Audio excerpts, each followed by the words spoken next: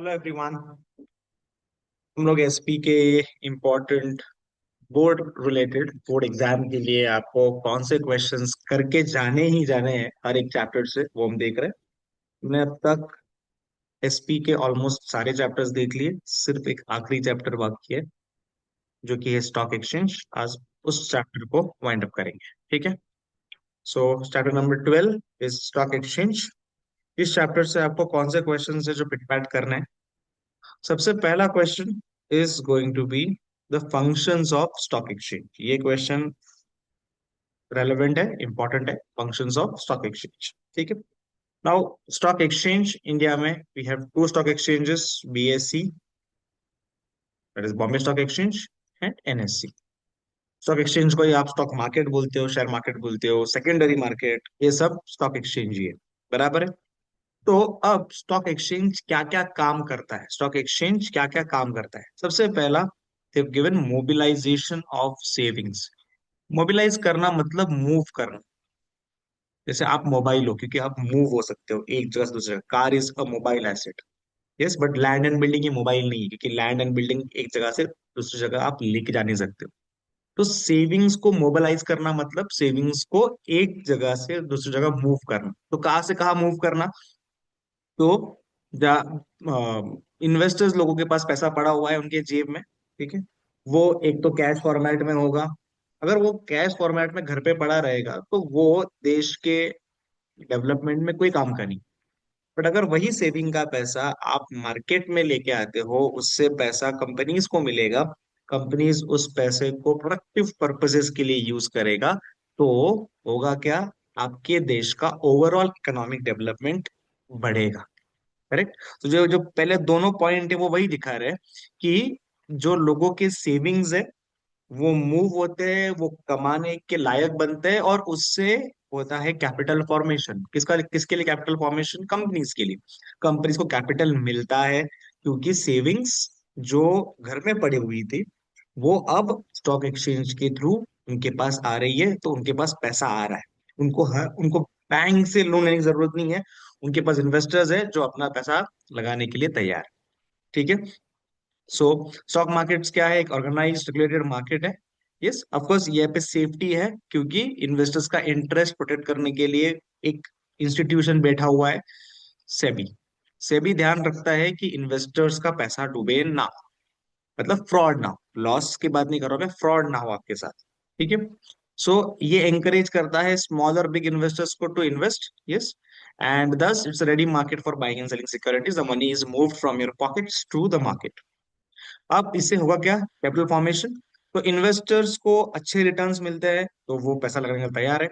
इससे ज्यादा से ज्यादा लोग आएंगे मार्केट में इन्वेस्ट करने के लिए। तो कॉर्पोरेट्स के लिए, मतलब कंपनीज के लिए भी पैसा रेज करना by issuing shares, by issuing debentures, by issuing preference shares, by deposits, ये सारे तरीके से आप पैसा रेज कर सकते हो। तो ये सारे टाइप के सिक्योरिटीज इशू करके बहुत सारे इन्वेस्टर से आप पैसा ले सकते हो बिकॉज ऑफ स्टॉक मार्केट। तो कंपनीज के लिए कैपिटल फॉर्मेशन बहुत इजी हो जाएगा अगर स्टॉक एक्सचेंजेस डेवलप अच्छे से हुए। तीसरा काम क्या करता है स्टॉक एक्सचेंज?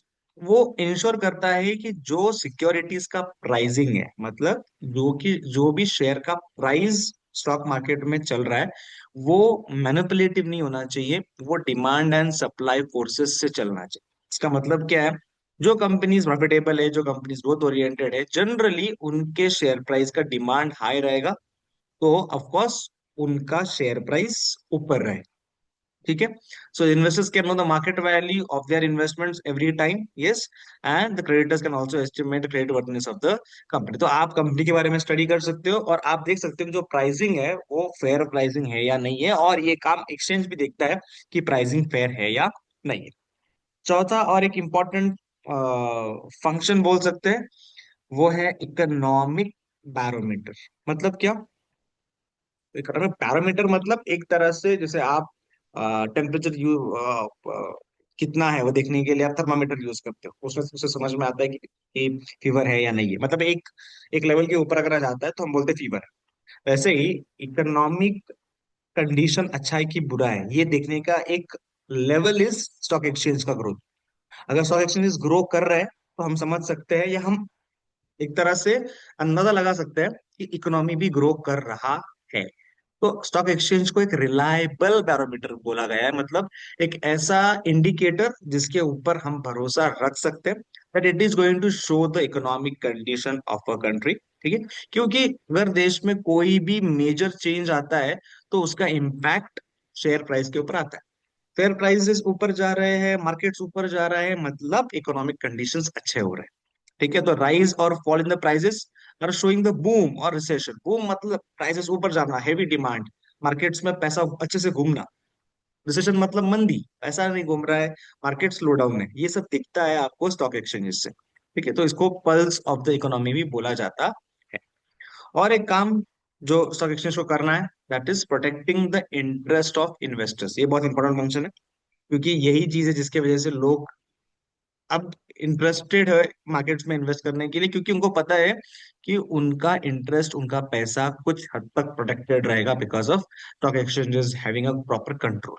ठीक है, यहाँ पे सिर्फ और सिर्फ लिस्टेड सिक्योरिटीज ट्रेड होती है। ठीक है, और वो सिक्योरिटी को लिस्ट करना मतलब उस शेयर को ट्रेडिंग करने से पहले उसका साउंडनेस वेरीफाई होता है कि कंपनी साउंड है या नहीं, कंपनी अच्छा है या नहीं, कंपनी के पास पैसा है या नहीं, कंपनी फाइनेंशियली स्ट्रांग है या नहीं।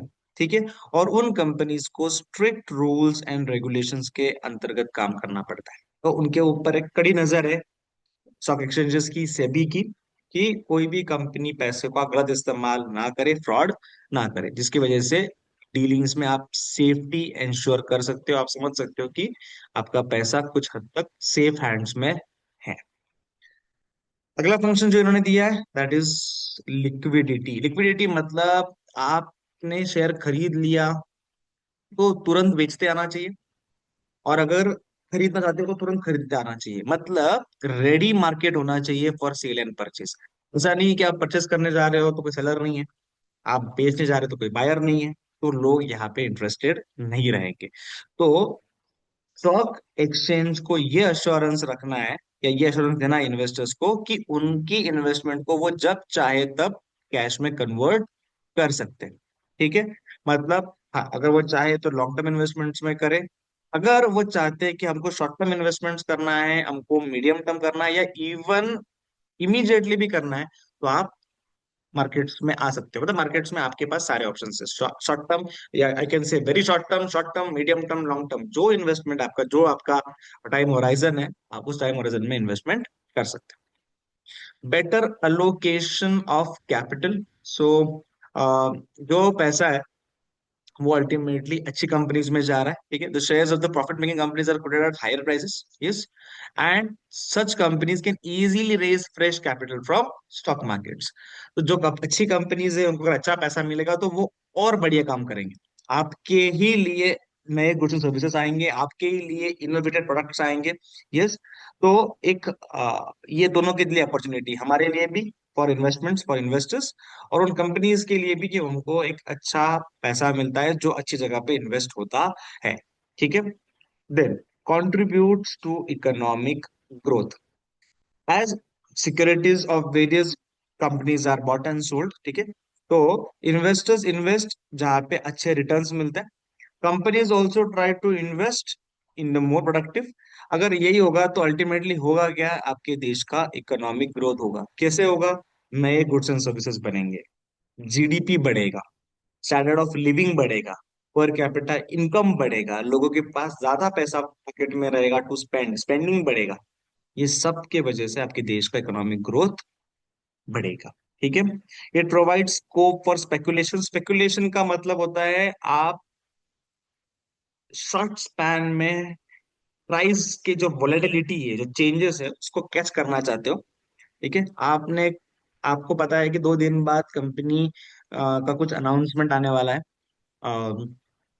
रिजल्ट आने वाले हैं, क्वार्टर रिजल्ट आने वाले हैं, आपको मालूम है कि कंपनी अच्छा करने वाला है, शेयर प्राइस ऊपर जाने वाला है, अब 2 दिन में स्टॉक शायद 5 7 8% ऊपर निकल जाए, आपको वो कैच करना है।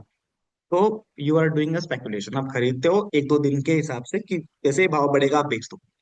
ठीक है, तो ये स्कोप भी मार्केट देता है कि मार्केट में हेल्दी स्पेकुलेशन ऑफ सिक्योरिटीज रहे, वोलेटिलिटी रहे भी, बट ओवर वोलेटिलिटी भी ना रहे, तो कुछ हद तक एक एक एक मैनेज्ड वोलेटिलिटी मार्केट में रहना चाहिए, वो इंश्योर करता है आपका स्टॉक एक्सचेंजेस।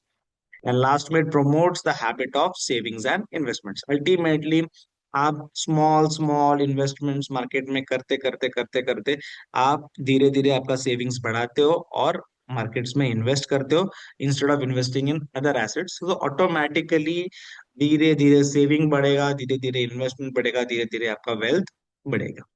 ये सारा काम करना है स्टॉक एक्सचेंजेस को, बीएससी एनएससी को। ठीक, ये पहला क्वेश्चन रहेगा जो आपके लिए रेलेवेंट है। दूसरा क्वेश्चन जो आपको इस चैप्टर से ध्यान रखना है वो है फंक्शंस ऑफ सेबी। सेबी का full form, securities and exchange board of India.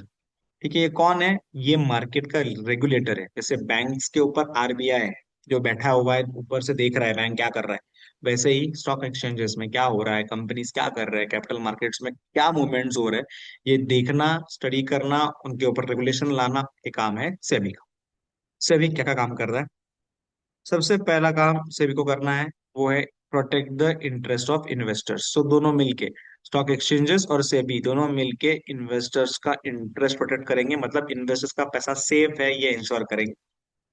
जो सिक्योरिटीज मार्केट है, मतलब जो स्टॉक मार्केट है, स्टॉक एक्सचेंजेस है, उसमें डेवलपमेंट आए।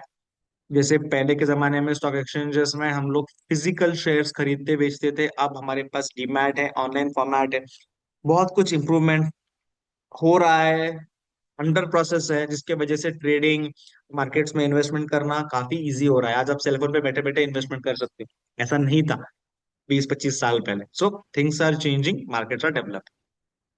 ठीक है, फिर रेगुलेट करना स्टॉक एक्सचेंजेस को, और कोई भी दूसरा मार्केट होगा जो अनरेगुलेट, जो स्टॉक एक्सचेंज के ऊपर नहीं है, बट उसके ऊपर सिक्योरिटीज ट्रेड हो रहे होंगे, तो उससे भी उसके ऊपर भी ध्यान रखता है।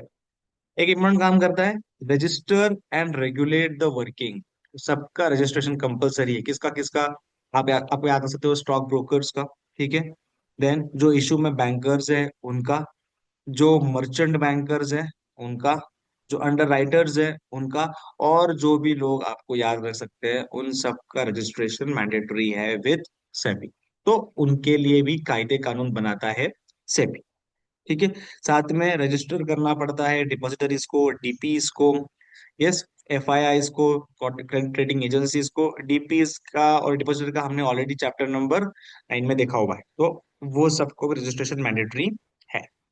देन साथ में वो क्या करेगा, तो prohibit fraudulent and unfair trade practices. कुछ लोग अगर मार्केट्स में फ्रॉड क्रिएट कर रहे हैं, फ्रॉड कर रहे हैं, या गलत तरीके से शेयर का प्राइस बढ़ाने की कोशिश कर रहे हैं, या कम करने की कोशिश कर रहे हैं, या इनसाइडर ट्रेडिंग कर रहे हैं।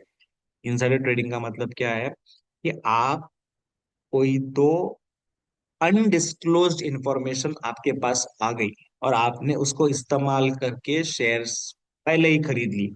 आपको एक ऐसी इंफॉर्मेशन मिल गई जो एक इनसाइडर को, मतलब जो आदमी कंपनी के अंदर काम करता है, उसके पास जो इंफॉर्मेशन हो सकती है वो आपके पास, खुफिया खबर बेसिकली। और ये खबर आपको मिल गई और आपने इसके हिसाब से माना, मैं आपको ये खबर अब तक जनता को पता नहीं है, public does not know. Public को मालूम पड़ेगा 1 2 3 4 दिन के बाद। तब तक आप शेयर्स खरीद लेते हो बहुत सारे कम भाव पे। जैसे ही वो न्यूज बाहर आती है, शेयर प्राइस जूम इन ऊपर हो जाता है, आप बड़े प्राइस के ऊपर उसको बेच देते हो। ये आप जो कर रहे हो ये इनसाइडर ट्रेडिंग है, ये अलाउड नहीं है। तो ये सब प्रोहिबिट करने का काम सेबी का है। साथ ही साथ इन्वेस्टर्स को एजुकेट करना और उनको ट्रेन करने का काम भी सेबी का है। आपने कभी देखा होगा टीवी पे ऐड आता है कि आप केयरफुली ट्रेड करिए, आप किसी के व्हाट्सएप मैसेज पे या टेलीग्राम मैसेज के ऊपर भरोसा करके ट्रेडिंग मत करिए। तो ये क्या हो रहा है, आपको एजुकेट किया जा रहा है, अवेयर किया जा रहा है कि क्या क्या स्कैम्स, क्या क्या फ्रॉड्स होते हैं सिक्योरिटीज मार्केट में, जिससे आपको बचना। That is what all is under the purview of SEBI. ठीक है, ये सेकंड क्वेश्चन आपको याद रखना है, functions of stock exchange, functions of SEBI. और तीसरा इंपॉर्टेंट क्वेश्चन है, that is distinction between a जॉबर and a broker. ये भी क्वेश्चन 2 3 बार पूछा गया है। ठीक है, सो जॉबर कौन है? जो पर्सन खुद खरीदता है और बेचता है शेयर्स को खुद के नाम पे, मतलब यही इन्वेस्टर है बेसिकली। ये खुद के नाम पे शेयर्स खरीदता है और बेचता है। ब्रोकर कौन है? ब्रोकर तो एजेंट है ना, जो क्या करता है, बाइंग और सेलिंग करता है। किसके बिहाफ पे? क्लाइंट के बिहाफ पे। तो उसका थोड़ी ना पैसा मेरा लगेगा, मैं क्लाइंट हूं तो पैसा मेरा लगेगा। वो मेरे बिहाफ पे खरीदता है, मेरे बिहाफ पे बेचता है, प्रॉफिट हुआ तो मेरा, लॉस हुआ तो भी मेरा। ठीक है। बट जॉबर करता खुद है, बट उसको ट्रेडिंग डायरेक्ट करना अलाउड नहीं है, उसको ब्रोकर के थ्रू ही करना पड़ता है। ठीक है। तो जॉबर को directly buying and selling allowed नहीं है, वो डायरेक्टली इन्वेस्टर से डील नहीं कर सकता है। उसको करना काम ब्रोकर के थ्रू है, थ्रू उसका। Of course he will do it in his own name, but through broker.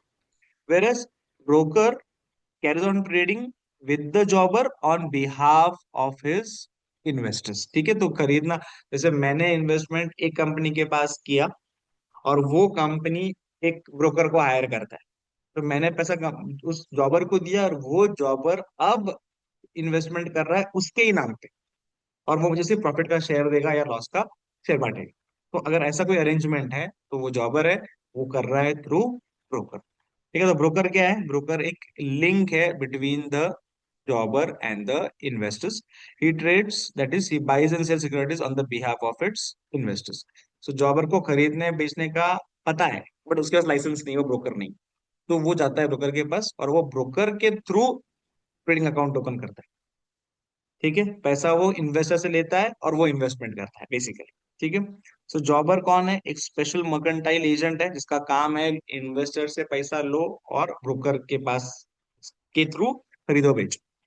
Broker कौन है? एक जनरल मर्केंटाइल एजेंट है। जॉबर को क्या मिलता है कंसिडरेशन में? Share of profit. वो क्या बोलेगा कि जो कुछ भी प्रॉफिट हो रहा है उसका कुछ हिस्सा मैं लूँ। Where as what will broker get? Course he will get the brokerage और कमीशन। आप कमाओ नहीं कमाओ, आपको ब्रोकर को उसका ब्रोकरेज देना मैंडेटरी है। आपको लॉस हुआ तो भी ब्रोकर को उसका ब्रोकरेज मिलेगा, प्रॉफिट हुआ तो भी ब्रोकरेज मिलेगा। ठीक है। सो ये डिस्टिंक्शन आपका थर्ड क्वेश्चन है जो आपको इस चैप्टर से याद रखना है। तो this three questions will be relevant from exam perspective. ठीक है। So here we end all the chapters of SP. आप एक बार सारे चैप्टर्स के इंपॉर्टेंट क्वेश्चंस गो थ्रू करके ही जाना बिफोर द एग्जाम्स। ठीक है। Best of luck. Thank you so much.